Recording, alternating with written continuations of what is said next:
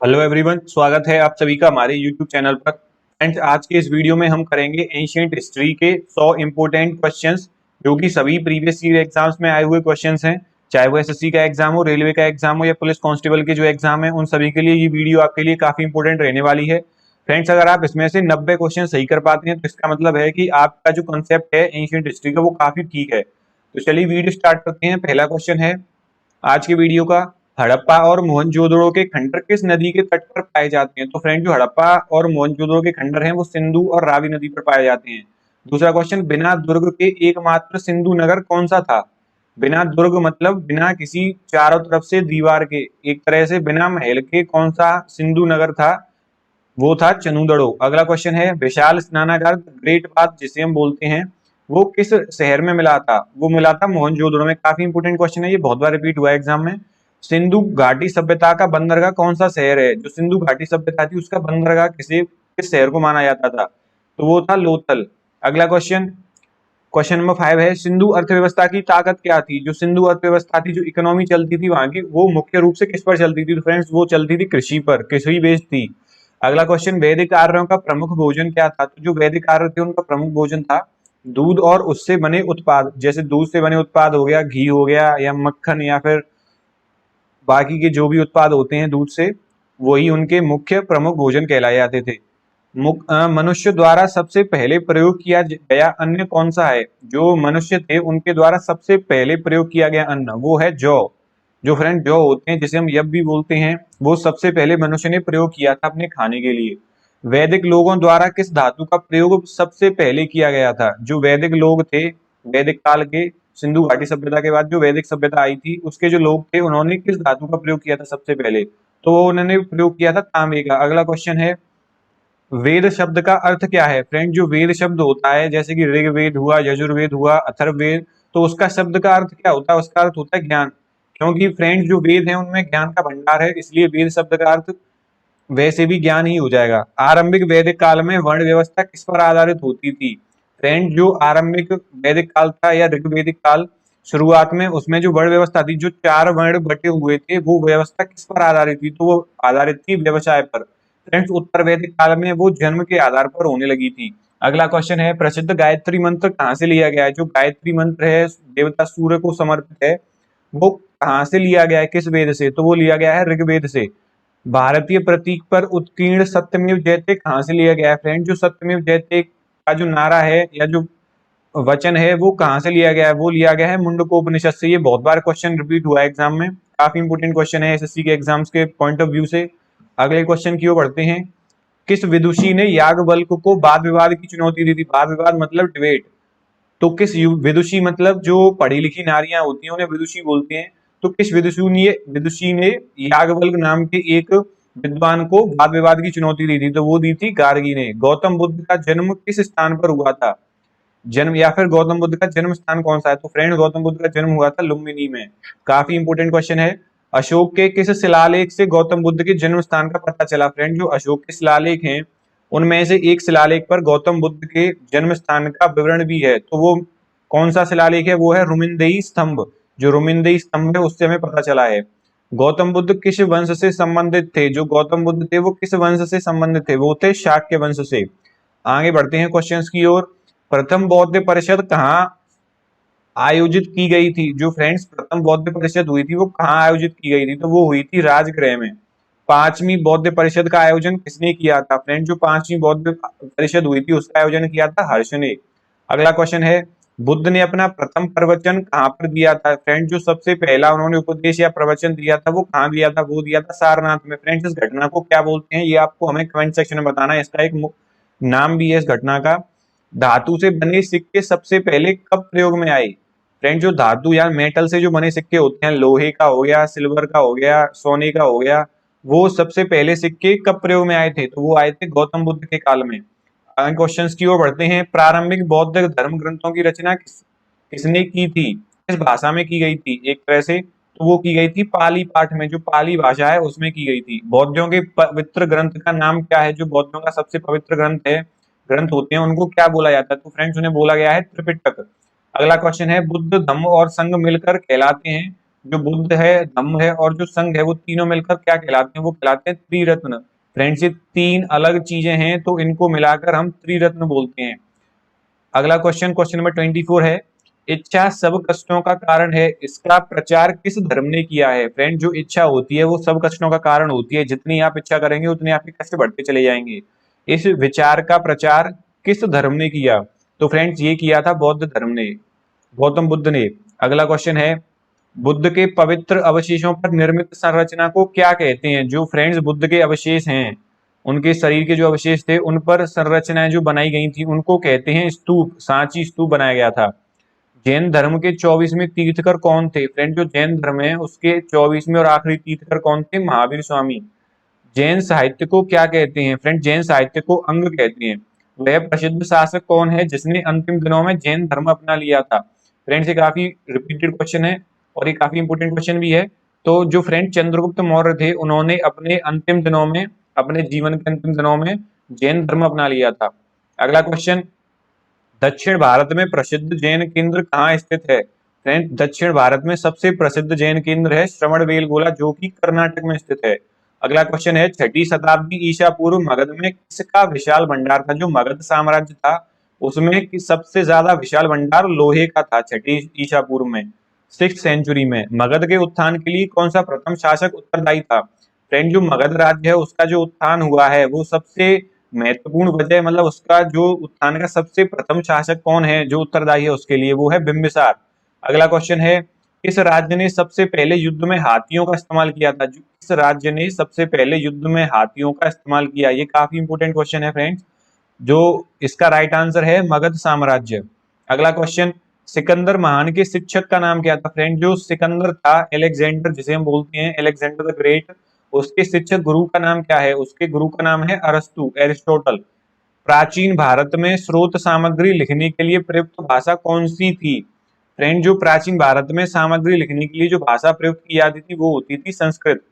अगला क्वेश्चन, इतिहास का पिता किसे माना जाता है? फ्रेंड्स, ये बहुत बार रिपीट हुआ है क्वेश्चन, ये आपको याद रखना है। हेरोडोटस को इतिहास का पिता माना जाता है। क्यों? क्योंकि इन्होंने ही जो घटनाएं घटित होती थी उनको लिखने का कार्य सबसे पहले किया था। मतलब कि आज कोई घटना घटी उसको लिख दिया इन्होंने आगे पढ़ने के लिए, तो एक तरह से इतिहास को इकट्ठा करने का कार्य सबसे पहले हेरोडोटस ने किया था, इसलिए इन्हें इतिहास का पिता माना जाता है। अगला क्वेश्चन है, एलेक्जेंडर जिन्हें हम सिकंदर भी बोलते हैं और पोरस के बीच लड़ाई कहां पर हुई थी? सिकंदर और पोरस के बीच की लड़ाई हुई थी झेलम नदी, झेलम का युद्ध बोलते हैं जिसे हम, झेलम नदी के तट पर। अगला क्वेश्चन है, यहूदियों के धार्मिक पाठ का नाम क्या था? जो यहूदी थे उनके धार्मिक पाठ को मूसा संहिता बोलते हैं। अगला क्वेश्चन, चंद्रगुप्त मौर्य के बाद मौर्य सिंहासन पर कौन बैठा? यानी कि चंद्रगुप्त मौर्य के अगले वंशज कौन थे? तो वो थे बिंदुसार। यूनानियों को भारत से बाहर किसने निकाला था? तो वो किया था चंद्रगुप्त मौर्य ने। चंद्रगुप्त मौर्य ने यूनानियों को हराकर भारत से बाहर कर दिया और भारत पर मौर्य वंश की स्थापना करी।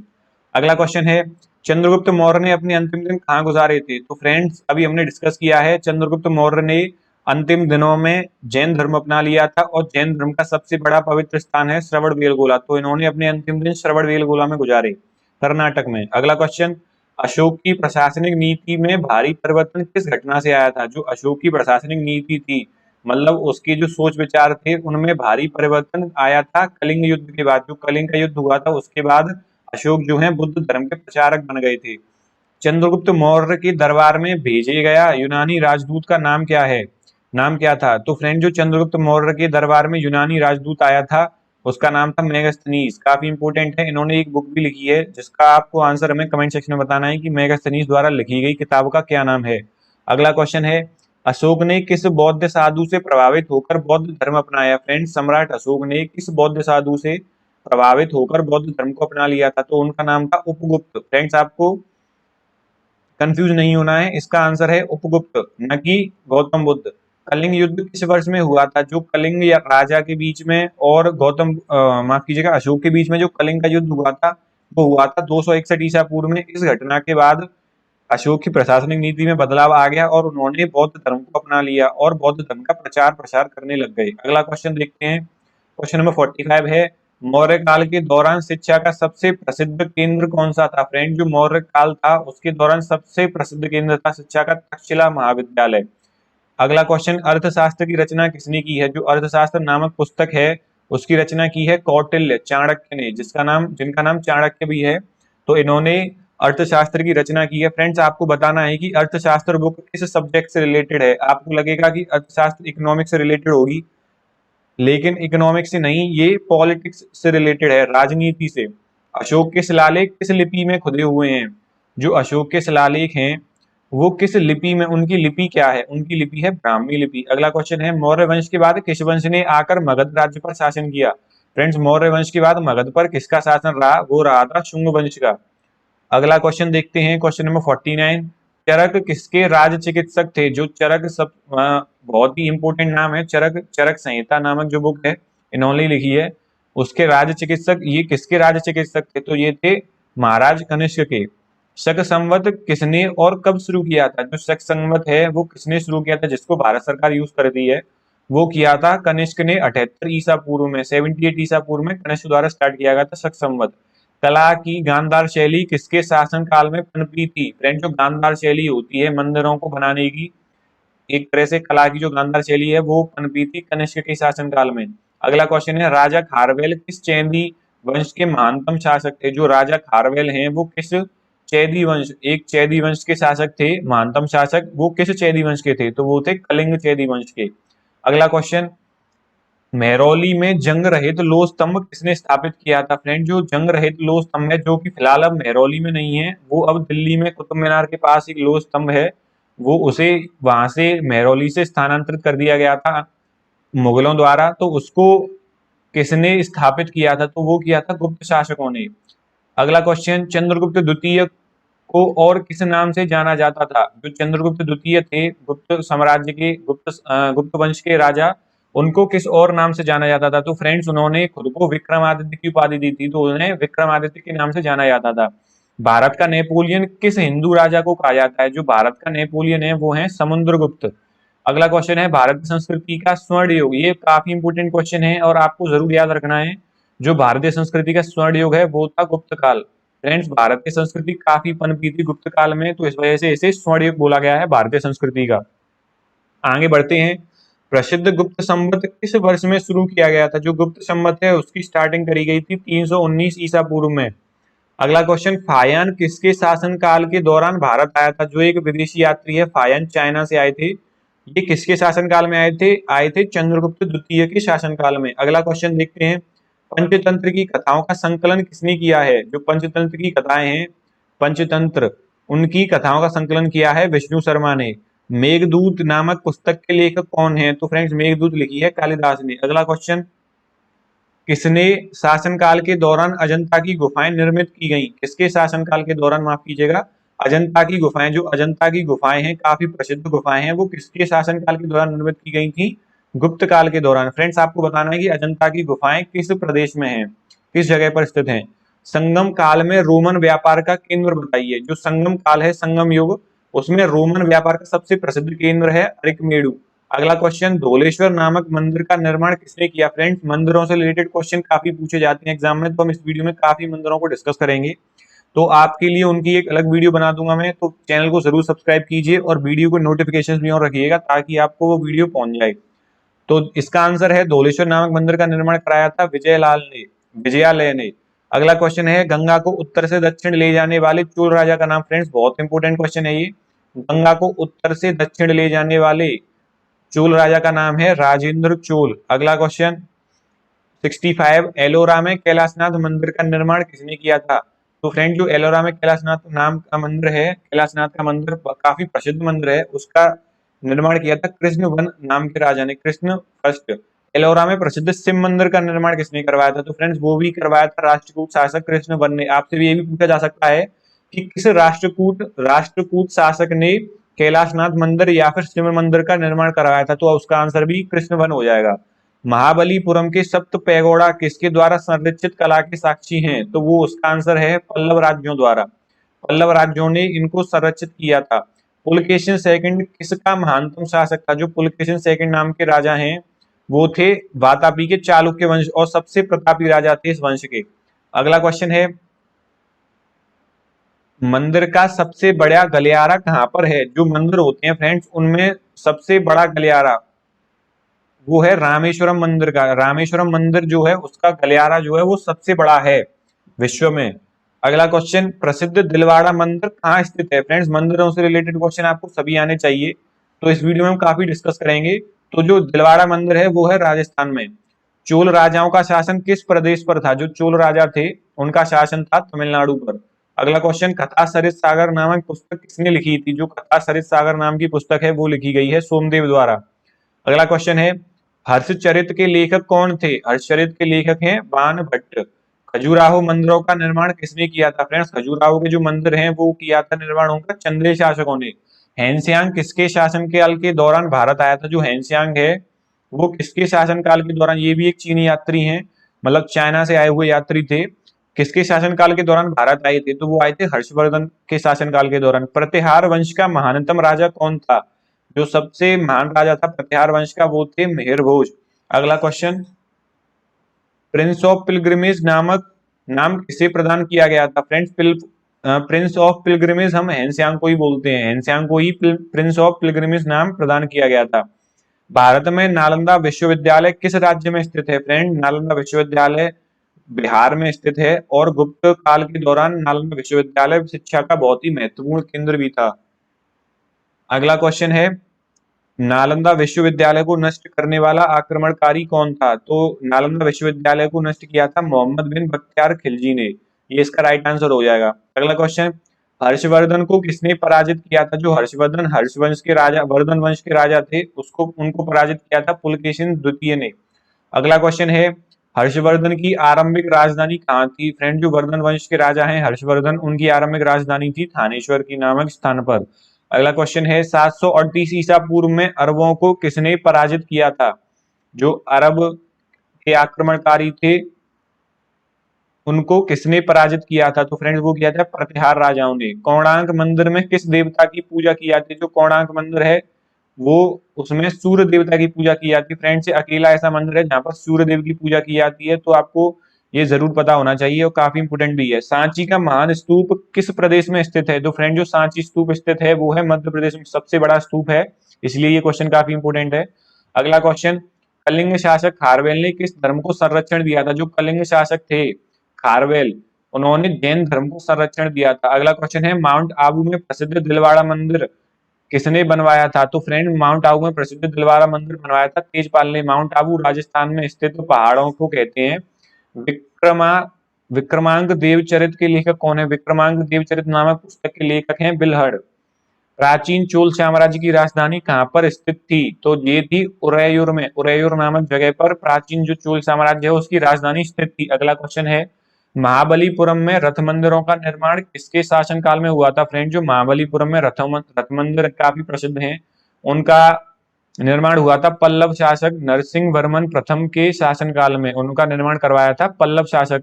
और किस पल्लव शासक ने? नरसिंह वर्मन प्रथम ने। अगले क्वेश्चन की ओर देखते हैं, श्रीलंका के उत्तरी भाग को किसने अपने साम्राज्य में मिला लिया था? तो फ्रेंड, जो श्रीलंका है उसके उत्तरी भाग को किसने अपने साम्राज्य में मिला लिया था? तो फ्रेंड्स इसका राइट आंसर है चोल शासक राजराज प्रथम ने। कादम्बरी नाटक के लेखक कौन थे? जो एक कादम्बरी एक नाटक है उसके लेखक हैं बाणभट्ट। अगला क्वेश्चन है, मिहिर भोज राजपूतों के किस कुल से संबंधित थे? जो मिहिर भोज नामक राजा हैं वो प्रतिहार राजवंश से संबंधित थे। अगला क्वेश्चन, श्रृंगेरी, बद्रीनाथ, द्वारका और पुरी में 4 मठ किसने स्थापित किए थे? तो फ्रेंड्स ये किए थे आदि शंकराचार्य ने।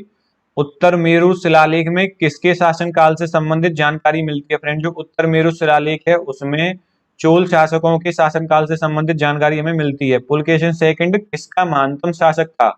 जो पुलकेशिन सेकंड थे वो थे वातापी के चालुक्य वंश के महानतम शासक, सबसे महान शासक थे ये वातापी के चालुक्य वंश के, इसलिए ये काफी इंपोर्टेंट क्वेश्चन है। मृतकों का टीला किस शहर को कहा जाता है? फ्रेंड, जो मृतकों का टीला है उसे हम मोहनजोदड़ो को कहते हैं। अगला क्वेश्चन, आर्यन जनजाति की प्राचीनतम बस्ती कहाँ स्थित है? जो आर्यन जनजाति है उसकी सबसे प्राचीनतम बस्ती है सप्त सिंधु में स्थित। अगला क्वेश्चन, किसने पहली बार अशोक के शिलालेखों का अर्थ स्पष्ट किया था? जो फ्रेंड्स अशोक ने शिलालेख लिखे हैं ब्राह्मी लिपि में लिखे हैं, वो आज की लिपि नहीं काफी पुरानी लिपि है तो उसे समझना काफी कठिन रहा। तो सबसे पहले उसका अर्थ किसने समझाया था? तो वो किया था 1837 में जेम्स प्रिसेप नामक व्यक्ति ने। भारतीय और यूनानी कला के अभिलक्षणों को एक करने वाली कला शैली, जो भारत और यूनानियों की अलग अलग दोनों अलग देशों की कलाओं को मिलाने वाली कला शैली कौन सी है? तो वो है गांधार कला शैली। अगला क्वेश्चन और लास्ट क्वेश्चन है आज के वीडियो का, चोलेश्वर नामक मंदिर का निर्माण किसने किया? फ्रेंड, जो चोलेश्वर नामक मंदिर का निर्माण किया है वो किया है विजयालय ने। तो फ्रेंड्स, इसी के साथ 100 क्वेश्चंस की वीडियो खत्म होती है। काफी इंपोर्टेंट वीडियो थी है आपके लिए। आपको वीडियो पसंद आई तो लाइक जरूर कीजिएगा। आप कितने का आंसर सही दे पाए 100 क्वेश्चंस में से, इसका जवाब आप हमें कमेंट सेक्शन में जरूर दीजिए। और जितने भी क्वेश्चंस आपसे पूछे गए वीडियो में उनका भी आंसर आप हमें कमेंट सेक्शन में जरूर दीजिएगा। तो फ्रेंड्स, इसका पीडीएफ आप हमारे टेलीग्राम चैनल से डाउनलोड कर सकते हैं। तो फ्रेंड्स, आज के वीडियो में बस इतना ही। Thank you very much.